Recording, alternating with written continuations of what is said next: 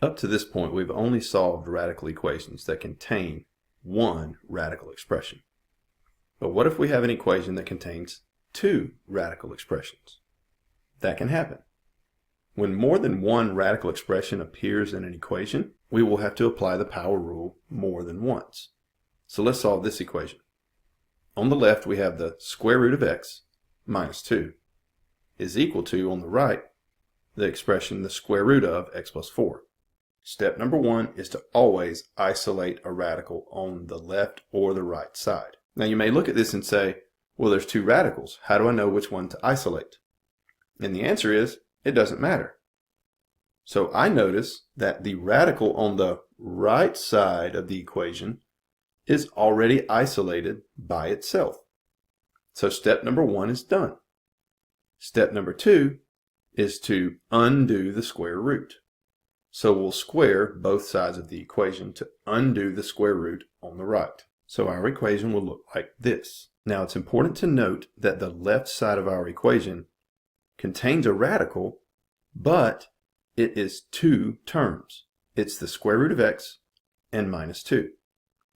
When we square a binomial like this, we must FOIL.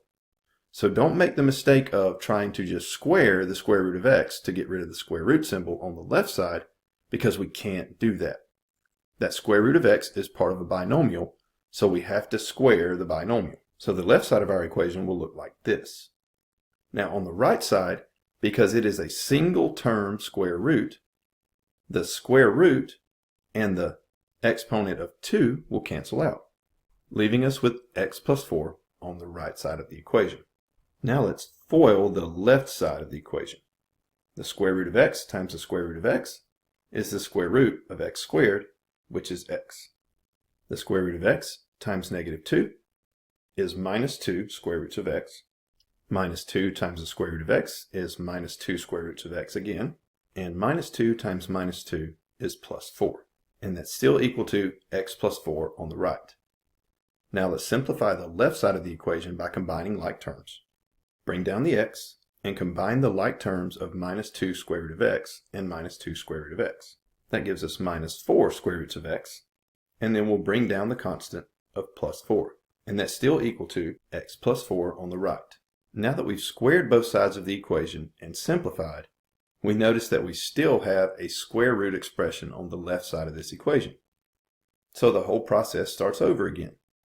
Step number 1, we've got to isolate that square root on one side of the equation by itself. And I notice that if we subtract x from both sides of the equation, the x on the left and the x on the right subtract out. And if we subtract 4 from both sides of the equation, the 4 on the left and the 4 on the right subtract out as well. So now we're left with the equation negative 4 times the square root of x equals 0. We still haven't isolated that square root of x, so we need to divide both sides of this equation by negative 4. On the left, the negative 4's will divide out, and on the right, 0 divided by negative 4 is still 0. So now we have the equation square root of x equals 0, and our radical is isolated on the left side by itself. Now that it's isolated, step 2, square both sides. Squaring the square root of x on the left leaves us with x, and squaring 0 on the right is still 0. So we get the potential solution of x equals 0. Even though this is our only potential solution, we squared both sides of this equation twice, as a matter of fact. Because we squared both sides of the equation to solve it, we have to check to make sure this is, in fact, a solution. So wherever we see x in the original equation, we're going to substitute in 0. Hopefully when we do this, the square root of 0 minus 2 on the left will be equal to the square root of 0 plus 4 on the right. The square root of 0 is 0, and on the right, the square root of 0 plus 4 is the square root of 4. On the left, 0 minus 2 is minus 2, and on the right, the primary square root of 4 is 2. That gives us negative 2 equals 2. That's definitely a false statement, which tells us that x equals 0 is not a solution to this equation. But x equals 0 was our only possible solution. And now we find out that it's not a solution? That's okay, because the only solution that we came up with is not a solution. That means that this equation has no solutions. All right, one more example. Let's solve this equation. The first step is to isolate one radical. Well, because both of these radicals are on the same side of the equation, we need to move one of them to the other side of the equation so that we can isolate the other.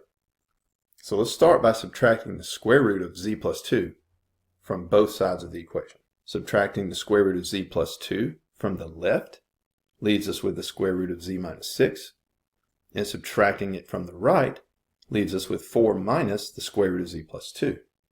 Now we have one radical isolated on the left side of this equation. Now that we have it isolated, let's square both sides to undo the square root, like this. Simplifying the left side of the equation gives us z minus 6, because the square root and the square undo one another. But on the right side of the equation, we have a binomial squared. That's a FOIL situation, like this. So now we need to multiply 4 minus the square root of z plus 2 by 4 minus the square root of z plus 2. Bring down the terms on the left side, and on the right side, 4 times 4 is 16, and 4 times the negative square root of z plus 2 is negative 4 times the square root of z plus 2. Continuing to multiply these two binomials gives us another term of minus 4 times the square root of z plus 2, and when we multiply negative square root z plus 2 times another negative square root z plus 2, that leaves us with z plus 2. Now let's combine these two like terms. That gives us this equation. And if we subtract z from both sides, the z's cancel out, leaving us with this equation. And I just noticed this. We can combine the like terms of 16 and 2 on the right side of the equation to simplify it further. That gives us negative 6 on the left is equal to 18 minus 8 times the square root of z plus 2 on the right. Okay, we squared both sides of the equation, and we've simplified, and we still have a square root expression. So the whole process starts over. Now we've got to work to isolate the square root of z plus 2 on the right side. Let's start by subtracting 18 from both sides of the equation.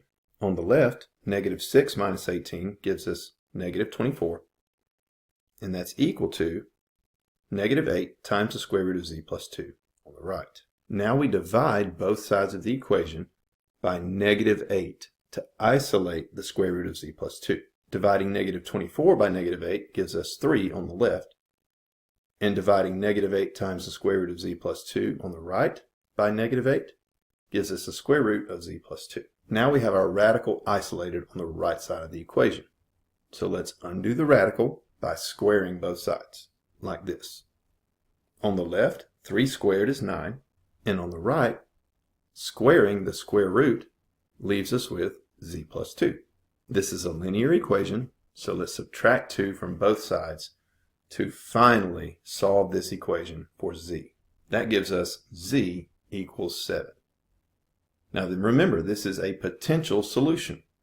Because we squared both sides of this equation twice, we definitely have to check to make sure that this is a solution to our equation. Substituting 7 in for z in our original equation gives us this equation. The square root of 7 minus 6 is the square root of 1, which is 1.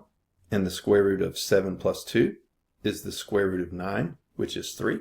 So that gives us 1 plus 3 on the left, which is 4. And that's equal to 4 on the right. So this solution checks out. So z equals 7 is the solution to this equation.